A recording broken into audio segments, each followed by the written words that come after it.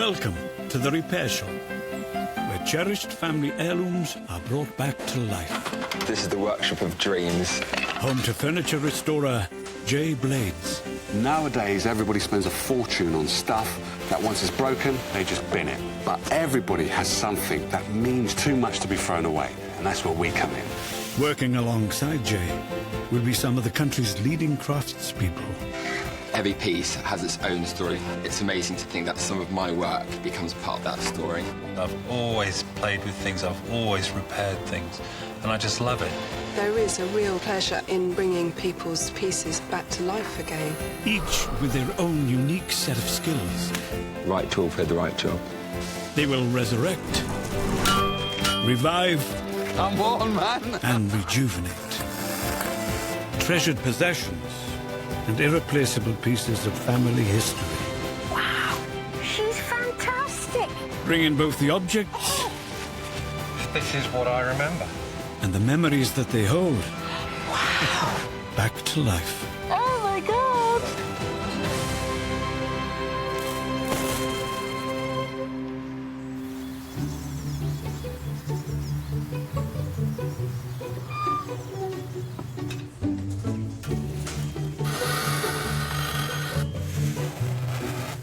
In the repair shop today, it's man versus metal, as Dom joins forces with one of Britain's last remaining master coopers. I'm going to teach you how to do it the old-fashioned way. Eat it.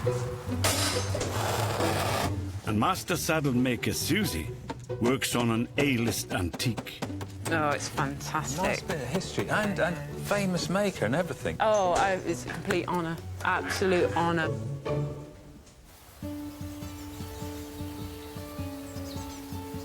It's a sunny, lovely day. See now this? Oh, it's the life, isn't it? No work. Well, I don't know about that. No work. Hello. How we doing? Hello. I'm Jay. Ron. Ron? I'm Phil. So what have you got for us? We have a watch. Steve? Sounds like a job for you, mate. Yeah, come on. In you come. Okay, thank you. Okay, thank you very much. Having seen the repair shop at home in the Netherlands, Ron Schemmering and his wife Toos have travelled over 300 miles in search of horologist Steve's expertise. This is the watch. And it was a watch of my grandfather and my grandmother. And this is what you would call the Albert chain. Yes. And this is my grandmother. Okay. They were living in Indonesia before the war. After the Japanese invaded Indonesia in the Second World War, Yeah. they were both arrested and sent to the prisoners of war camp. Oh, right. Yeah. My grandfather was taken to the Burma Railway to work there, and my grandmother was taken to a women's camp on Sumatra. Right. Fleeing from your house and being arrested, the only thing she could take with her was this watch. So she sewed it in her clothes, and it stayed there as long as she was in the prisoner of war camp. How long was she in the prison? How long was 4 she? years. 4 years. She sold that in there. In her Wow. dress. Yeah. I know items like this were traded as currency. For food. Yes, exactly. Yeah. And not only would she be hiding this from the guards, but hiding it from the other interned people as well. Yeah. So this means a huge amount to you. It is. There is no family history except the watch. This is it. That's the only This is it. photograph. So after my grandmother passed away in 1964, my father got it. My father passed away 5 years ago. Right. So now it's past a year. Yeah.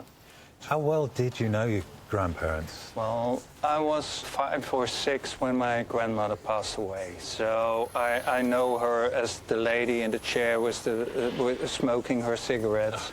Have you ever seen it work? Has it ever been? No. I never seen it work because when I got it from my father, it was in this state. Right. The hands are missing, the glass is missing. The case is slightly dented, isn't it? Yeah. I'm looking at this and thinking, I don't want to do it up too much. It has to keep its provenance. Exactly, yeah. There's always will stay in a family. We don't have children, but I have a nephew who is crazy about family things, and Right. it will go to him. Ron must now return to Holland taken the chain with his grandmother's picture with him, but leaving the treasured watch at the repair shop with Steve. It's the only thing left from my grandmother, and the time before 1945. I went to England for this guy, so I'm sure he can fix it. So I'm excited. This is a really amazing watch, and it's even more amazing considering the history that it's had. The fact that it was sewn into a dress for 4 years in a prisoner of war camp. I think it's really surprising that it's actually survived in this state.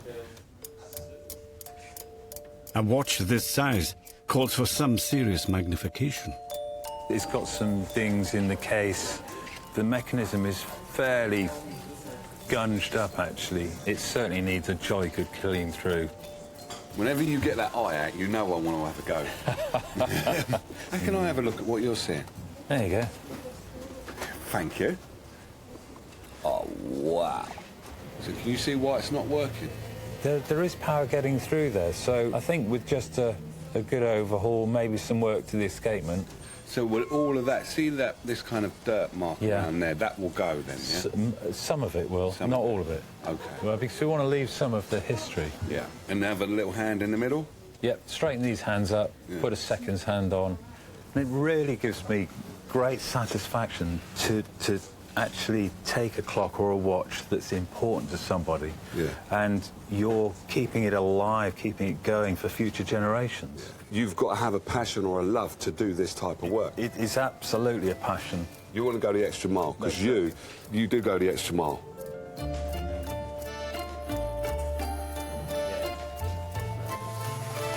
Assessment complete.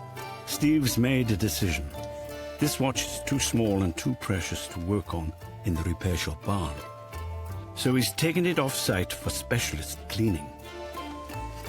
I really need to strip it down to check and see what the problems are, because these mechanisms are so fine that any dust that's falling out of this old thatched barn could affect it. It really needs to be in that clean environment.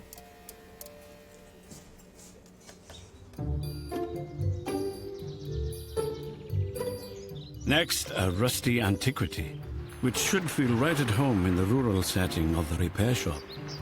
All right. Oh, yeah. Carolyn and Carl have travelled over 200 miles from Derbyshire, bringing with them a much-loved object from her old family farm. So what do we have here, then? Right, this is my grandmother's butter churn, which I inherited in about 2000. And it was originally in my granny's old house that I grew up in. And inside is the original paddles. And then also the big handle.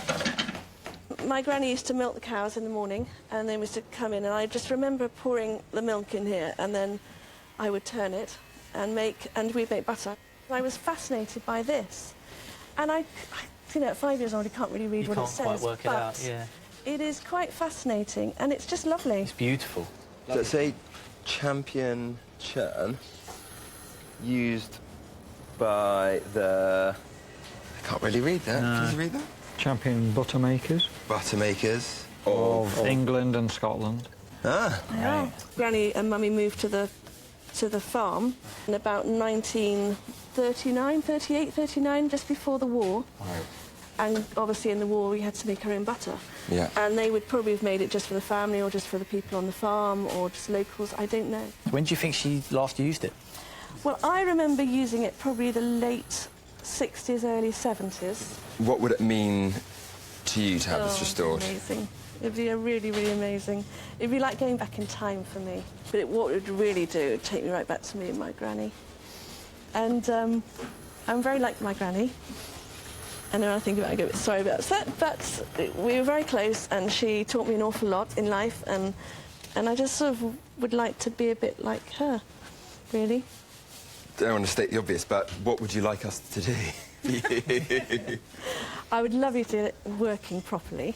Okay. And actually looking like it would have done when it was made. And I think my whole family would just really appreciate it as well, because I've got 3 children, and it would be handed down to them. It would always stay in the family. Teach them how to use it. And I could teach them. Yeah. I think all the old ways are lost. You know, none of us know how to make No anything idea. anymore, and it's all done for us, and we can buy it in the supermarket.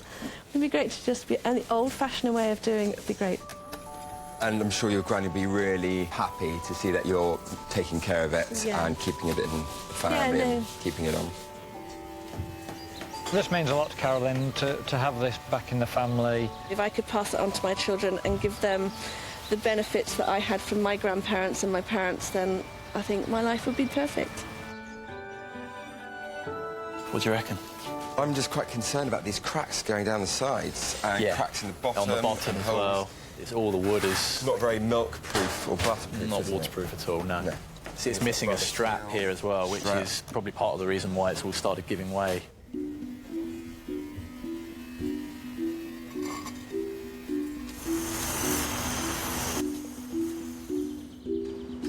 It's only once Dom has stripped the butter churn of all its metalwork that he can see the extent of the job ahead.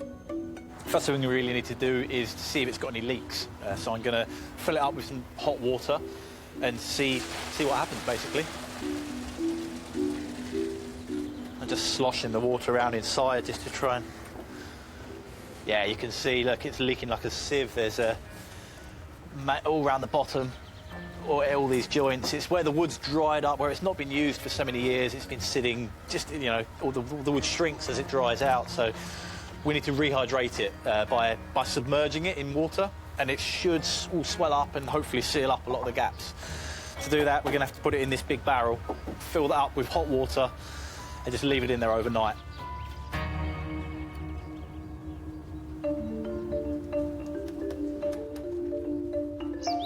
Next to arrive at the repair shop, Tom Pfister needs help with a well-travelled trunk. Yeah, bring it over. We'll put it on the bench there. Yeah. This is one for Suzie. Hello. I'm Tom. Lovely to meet you, Tom. You too. Oh, this is fantastic. The repair shop is becoming something of a family affair. Master saddle maker Suzie is Steve's sister. Oh, this is lovely. What do we have here? My great-granddad's trunk. Really? That's right. The lettering on this side, HFP, stands for what? Oh, Henrico Federico Pfister. And what did he use it for? Well, he used to travel a lot, so, I mean, he went to India and all over the world. Why was he travelling so much? He was an expert in grain. And he went to India to advise, I think it was the Calcutta government or the Indian government on cotton. All sorts of stuff. I mean, he went Greece, Italy, Spain. So a world yeah, I mean, all over the world. case, He so went that's everywhere. Why we see all these dings and scratches and whatnot. And what make of case do we have? Oh, it's a Louis Vuitton. Really? Yeah, no. He was a wonderful case maker because people were beginning to travel a lot more. And so they started making cases for their specific type of travel. And some of them would have ironing boards in them or chests of drawers in them. Absolutely phenomenal. So each piece is fairly unique, but it was commissioned for that particular person and what their style of travel was. And it ended with one of my two great aunts. She gave this to me. I sort of found it in a pantry, buried under saucepans. And did you know what it was then? Did you know? Well, she did say, oh, Louis Vuitton. All right. These locks are pretty special. These are known as unpickable locks. Ooh, there's a challenge. Better not lose that. There's now, a challenge, and everyone's slightly different.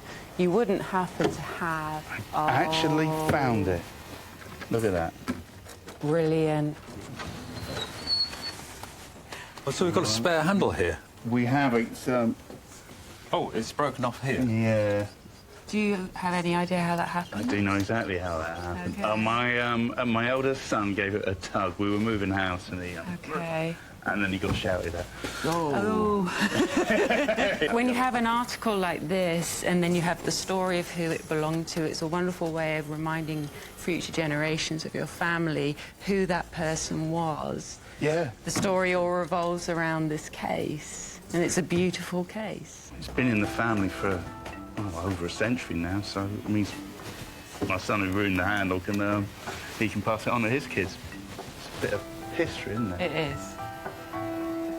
It was always a bit nerve-wracking thinking that You know, as years go by, it's going to get into worse and worse state and be irreparable.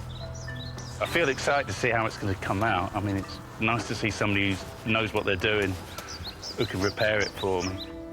This is a really nice piece, isn't it? Oh, it's fantastic. Nice bit of history and famous maker and everything. Oh, it's a complete honour. Absolute honour. This actually looks thick leather. Yeah, it is thick. It's about 3 mil thick. Right.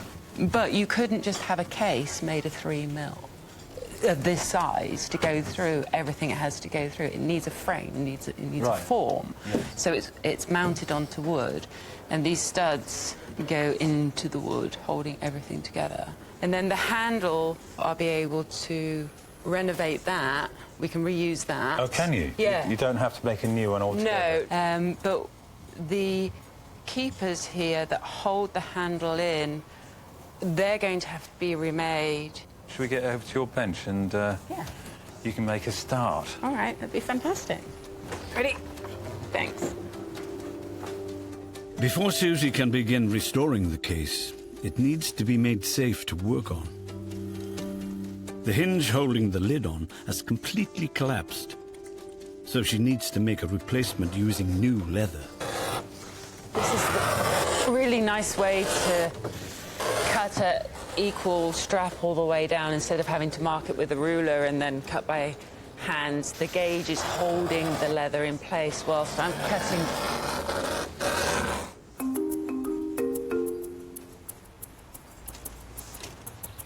Got to do a straight edge. Which through right? You lay your. If I hold this up. Yeah. You want me to do my side? I do. Yeah. Okay. Yeah. Once it's on, it's on. And I'm now going to put some. Get some taxi. I'll nod my head. You hit it. Don't make me laugh.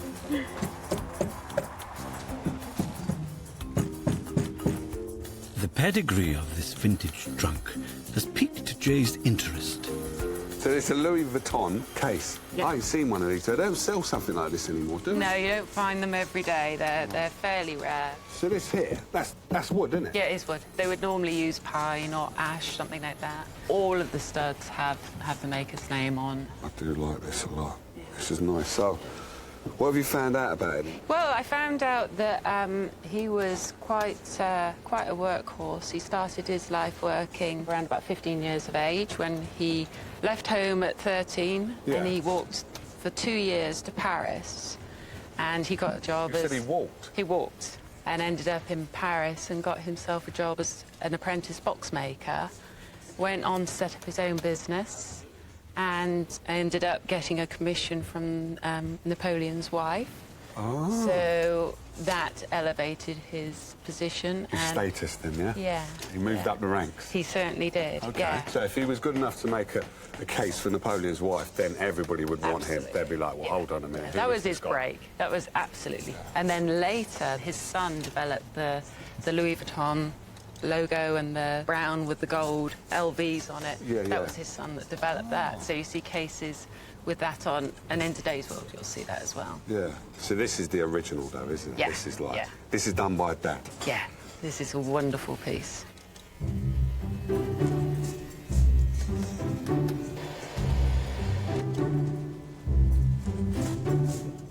Back at his bench, Steve's resuming work on the pocket watch that had spent 4 years hidden in a dress in a World War II prisoner of war camp.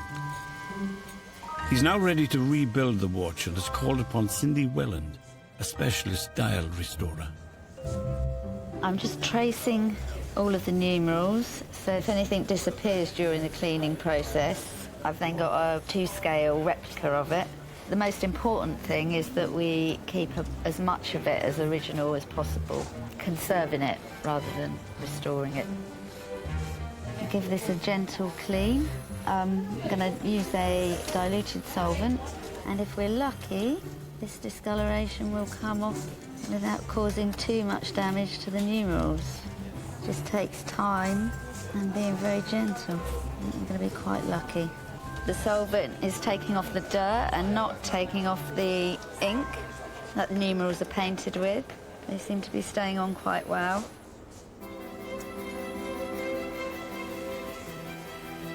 Cleanup mission accomplished. As Steve begins the rebuild, Cindy must painstakingly hand-paint the numerals that measure mere microns across.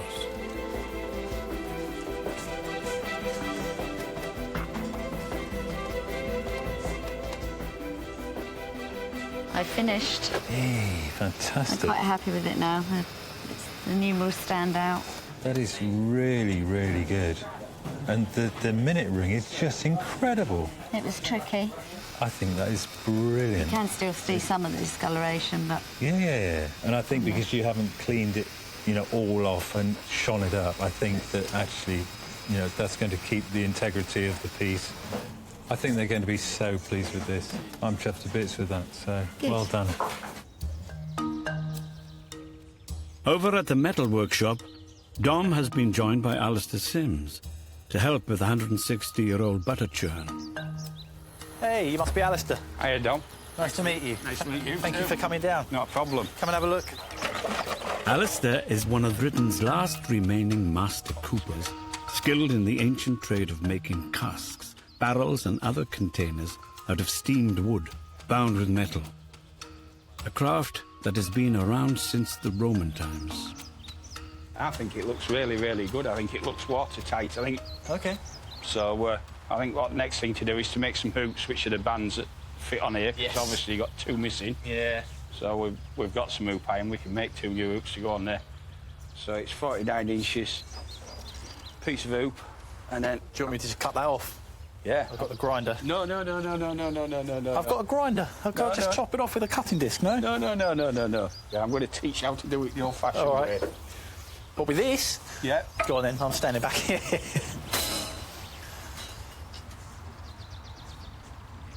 See, that's less noisy than your grinder. Yeah, that's impressive. This big old hammer, my God. There's three sizes of Cooper's hammers. Apprentices is £3.5. Then there's a £4.5 standard. This is more than that, no? 5.5. That's the heaviest of them. What we're going to do, we can see where the hoop's been. And then what we do, we'll mark it. Piece of chalk. And that's where the rivets are going to go. What size drill bit do you need? Don't need a drill bit.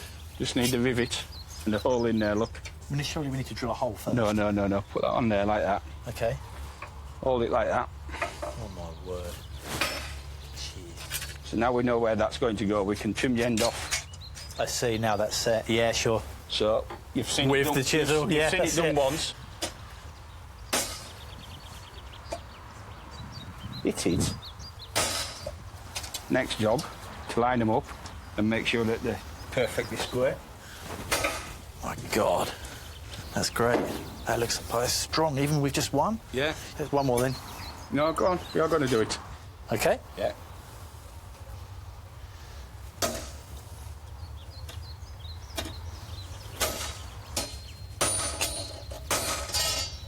How's that look? It's better than your one. No? Yeah, I'll let you off. It probably is. Next, Alastair fits the hoop to the churn and eases it down over the barrel with accurate strikes of the hammer. It's been an education. I've learned so much from him, having a go at the rivets and just looking at his tools and everything he's got is so specific, and he's, you know, it's beautiful working with a true craftsman. It's been really good fun. It's great. It's almost down, isn't it? Thank you very much. Oh, thank you. Thank you. Pleasure working with you. You too. Steve's nearly finished putting the microscopic components of the war watch mechanism back together. I'm just putting the final, more delicate parts in. Quite nervous about doing this, actually, because I find these jobs, doing such small jobs, quite difficult. I usually work on clocks, not watches, so to do such an important watch is quite pressurised.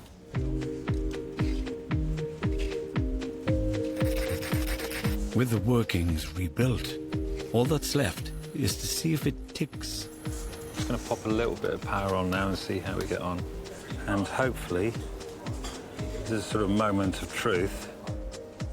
If the mechanism doesn't whir back into life, Steve will be back to square one. That's good. Really pleased. Really, really pleased. So that's really good, because actually it means that there wasn't anything drastic wrong with the watch, and it was just dirt and grime that's holding it up. I'm just going to pop the hands on there. These hands just push on friction tight. OK, we've got a slight problem. It's stopped.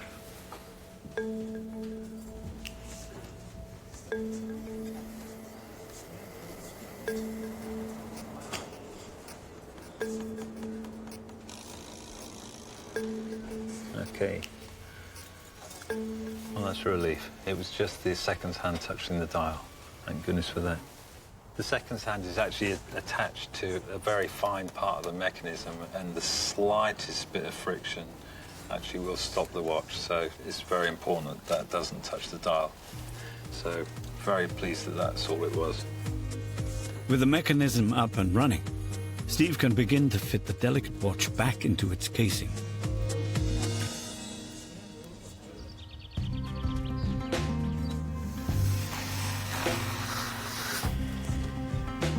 The watch isn't the only project that's testing the repair shop team.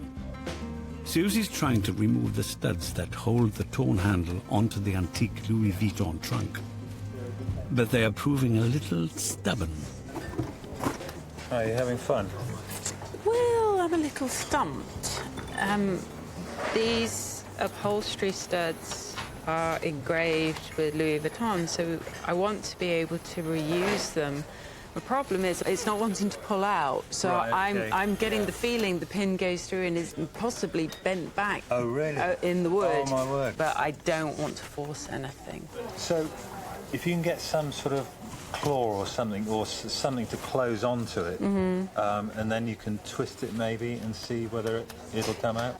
Obviously, I don't want to damage any of the leather around it, so... Do you want to use my little electric hand drill with a dental piece on it? Oh, yeah. Yeah, if you've got something that will go in there. Yeah, that'll soon whiz that off. All right, that would be perfect. Steve drills away the leather to try and uncover the stud posts, so that Susie can work out how to remove them.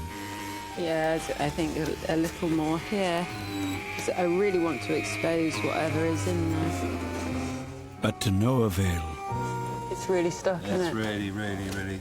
If I pull it any more, it's just going to destroy this.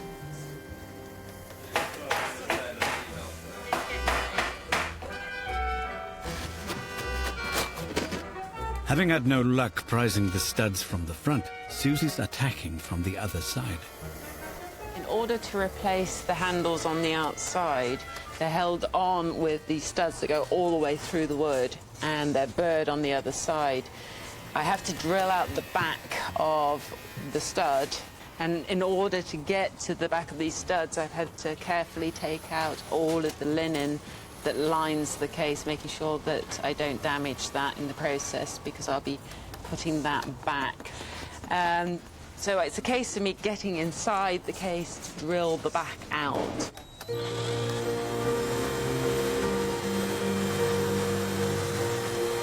There we go. I use my handy-dandy little magnet, and I'm just going to remove these filings so you can see there is the original stud. After I've drilled out the rivets from the back, I have to release them from where they've lived for the last 100 years. I have 2 out already. I have another 8 to remove. Just very gently get in behind it. This has ended up taking a lot more work than I initially thought, but it's okay. You just keep peeling away, remembering somebody made this case, so we can remake it. I'm just taking my time. You never want to rush it. You don't feel the pressure of time.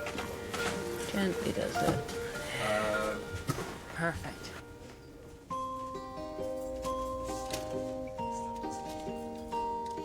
With the studs finally removed, Susie now has a clean surface to work with, so she can start bringing the leather back to life. This case has become very dry and like biscuity. It just literally wants to crumble away. So I'm just using a glycerine saddle sew, which will actually seal the finish, so there's no chance of anyone, when they rest their hand on it, pulling away the top layer of the leather here. And you can see it's still, the dirt is just coming off.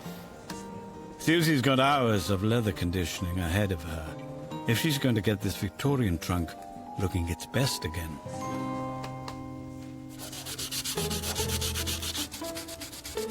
With the butter churn now watertight and bound by its hoops, Dom can begin work on the metal parts of the churning mechanism.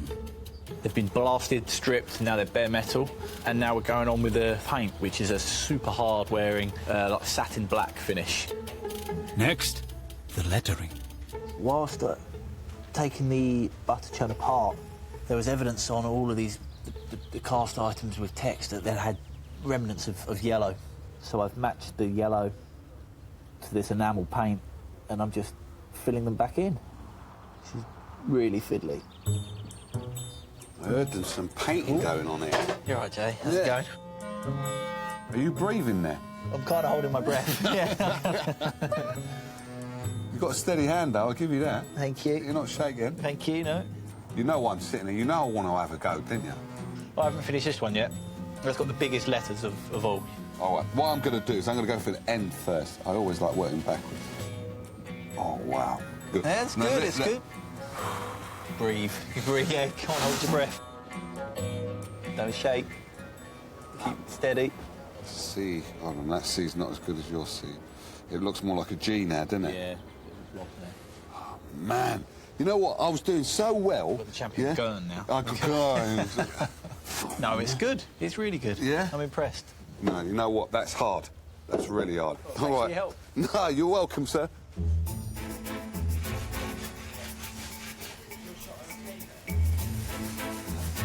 Pipe painted, polished, cleaned, replaced, fixed the barrel, and it's now finally time to just bolt it all together. It's been a very long process to get everything to this point, and I'm really looking forward to seeing it back in action.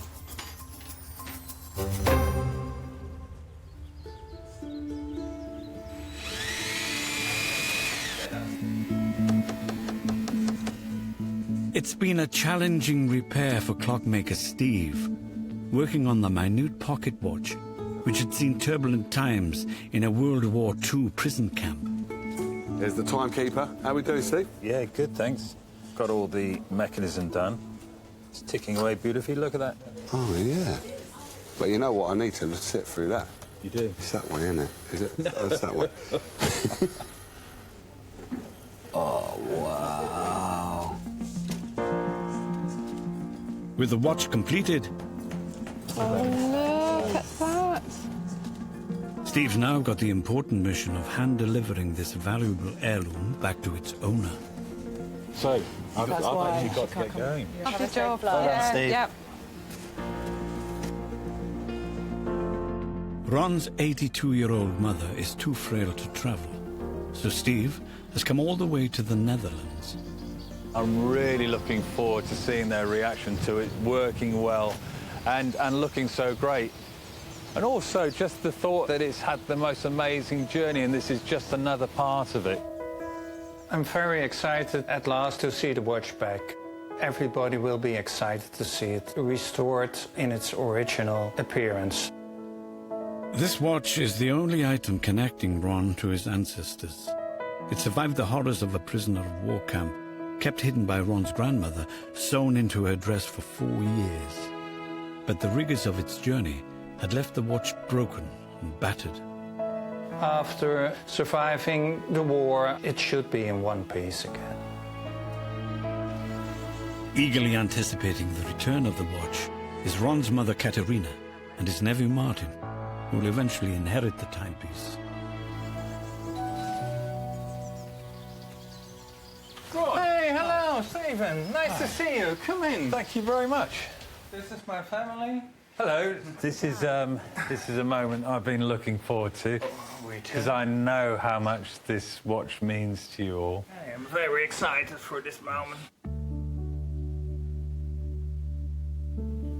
Oh, man, Wow. that looks great. And the movement is working. That's great. That's great. It's wonderful. Yeah, that's Thank really you. wonderful. You did a great job. Beautiful. This has been the most wonderful job to work on because I knew what this meant to you, and I know what an amazing history this watch has had. Beautiful. I can't thank you enough. Bless you. It looks great. Thank you. Thank you very much. Beautiful. You did a beautiful job. Thank you very much. Very, very happy with you. And I'm sure my late husband will like that too. Thank you so much. To reunite the watch and the chain with grandmother. Absolutely. Fantastic. That looks great. Now. That looks complete. It's complete, isn't it? There's the picture of your grandmother. Yeah. Good. It's the end of the road, isn't it? It's his memory for his grandmother. Yeah. Yeah. And my dad. It's home again. Thank you very much. Yeah. Thanks. It was an emotional moment for me because I loved my mother-in-law very, very much, and I knew what a difficult time she had. I think this watch is a symbol of courage, and for us, very important.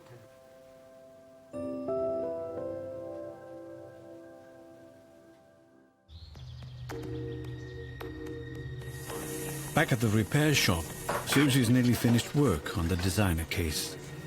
There's just one finishing touch, something that all Louis Vuitton cases of the time would have had. An overstrap that secures the trunk. This is going to be the tab that goes through the buckle. I just nip off these corners and you point the end like this, helps to feed it through. Suzie uses her arsenal of specialist leatherwork tools to trim, Just put it on the edge there and run it gently along. edge, and crease the strap. Before sewing the two pieces together. Here's my awl, and these are just surface marks. So the idea is to follow that angle and push it straight through. I'm using 2 needles. Bring the needles through. I go back 1 stitch before coming forward. Put the needle on top of the thread and draw it up. Finally, the challenge of making a new strap look like an antique. The strap needs to be distressed to blend with the age of the case. And gravel is wonderful for creating all sorts of scratches and indentations that will make it look like it's had a bit of a life. Yeah, it's coming out great. Liking that. This trunk traveled the world in the Victorian era, but those journeys had taken their toll. It was up to Suzie to ensure it lasts another 100 years, so that owner Tom has a lasting legacy of his great-grandfather, Enrico. Hey, Tom. Hello. It's Big good red to thing. see you again. Yeah, you too. Yeah, how are you? How we doing, mate? You all right? I'm all right, I'm good. What did it look like when you brought it in here, then? Oh, it was trolley. Yeah? Bits were falling off. It was a little tired. It was it seen better days. You ready to see it? I certainly am. Just stand back.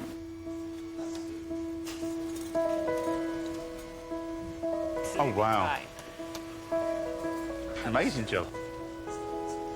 It didn't come in originally with its overstrap. No. So I was able to make a new strap and make it look like it'd been around the world several times. Yeah.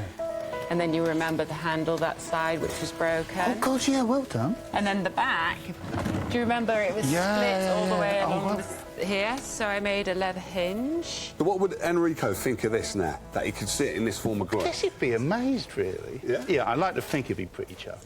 We're going to keep sort of family records in it and stuff. Oh, that's a lovely idea. Yeah, it's perfect. Thank you ever so much. You're very, very welcome. It was a pleasure and an honour to work on such a lovely piece. All right, we'll take it out to Tom's car. Nice one for that, Tom. Thank you. All right. Okay. Cheers, mate. We'll be around in a moment. The trunk means a hell of a lot to me. It's one of the few things I've got from my ancestors. It looks great. Looks better than great. Henry would be proud. Enrico would be proud. It's ready to go. Let's do it. Take it over. All the hard work is over on the butter churn renovation, and Dom is finally at the stage where they can put it through its paces. Is this watertight? Fingers crossed. It should be. Food historian Kathy Gilder has come to give Dom and Jay a hand at good old-fashioned butter making. Hello, Kathy. Hello. To me, that looks like milk. It's cream. It's cream. Cream. So you would separate Right. the cream, which is the fatty bit at the top of the milk, Yeah. from the milk. Milk goes somewhere else to make other Yeah. things. Yeah. Cream is going to be for your butter. So how long does the process take? Anything from 10, 20 minutes Of course. to 2 hours Excuse me? Of spinning of this. spinning round, yeah. What, 2 hours of spinning? Yeah. Let's hope it's not leaking then, otherwise we're going to have a big mess. That is proper cream, isn't it? It's nice and thick. That's looking good. No leaks. And you can hear the slosh. Yeah. When it starts to turn, Yeah. the slosh will diminish.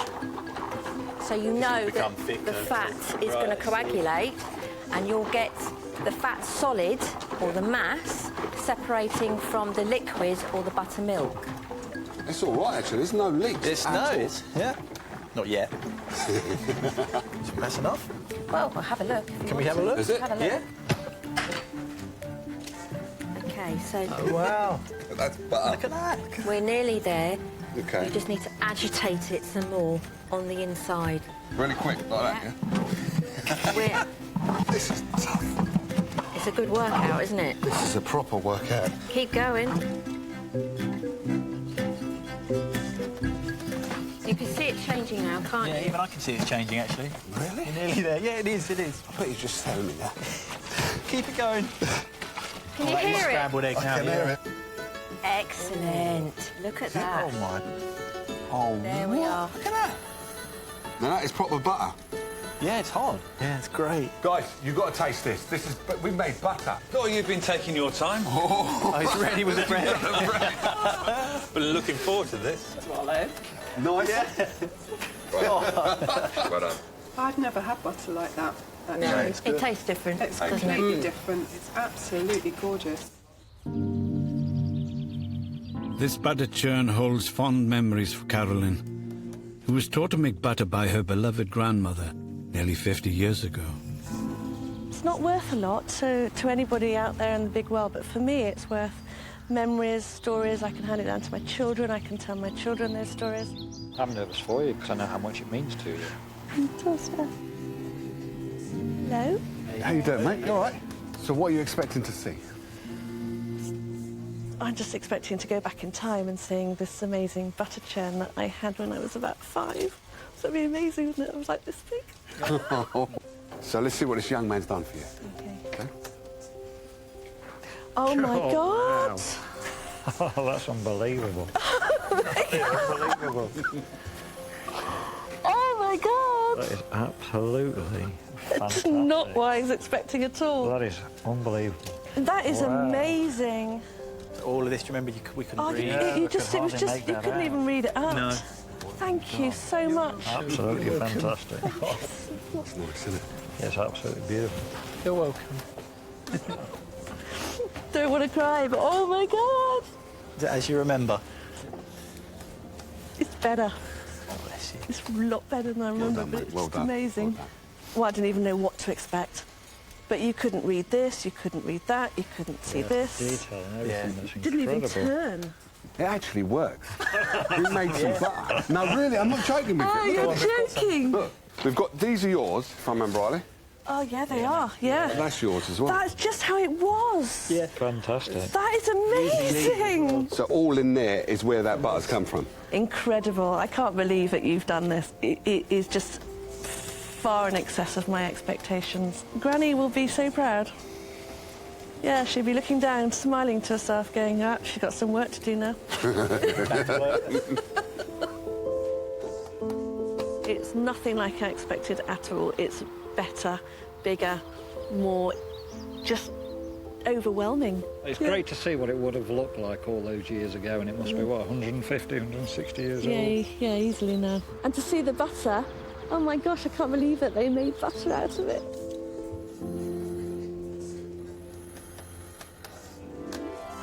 Join us next time as more items receive the repair shop treatment and a new lease of life.